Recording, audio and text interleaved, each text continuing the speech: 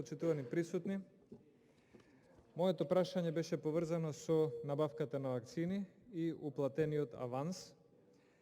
Не сум задоволен од одговорот затоа што во одговорот премиерот тврди дека уплатениот аванс од 1,3 милиони долари, цитирам, обезбеди нарачка на 833.000 дози вакцини.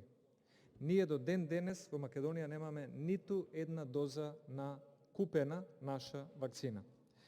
Во другиот дел од одговорот, веројатно за да ги покрие претходните своји изјави, наведува дека што се однесува до останатите набавки на вакцини против COVID-19, за кои имаме договори директно со производителите, обврзани сме како држава на доверливост на договорите, во спротивно нема да бидеме во можност да купиме вакцини.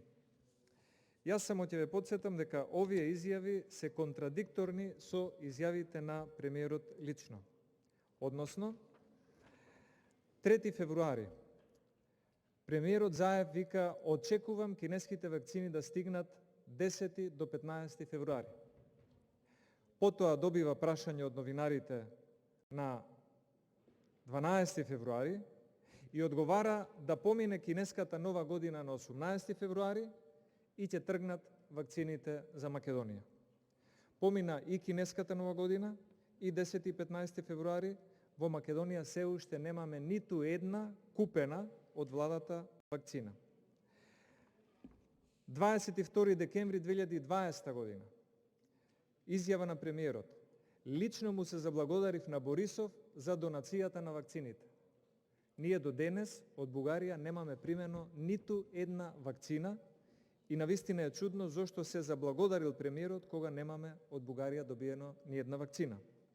Во меѓувреме, Бугарија вакцинираше 135.000 своји граѓани, а при тоа немаше ниту една донирана вакцина за Македонија.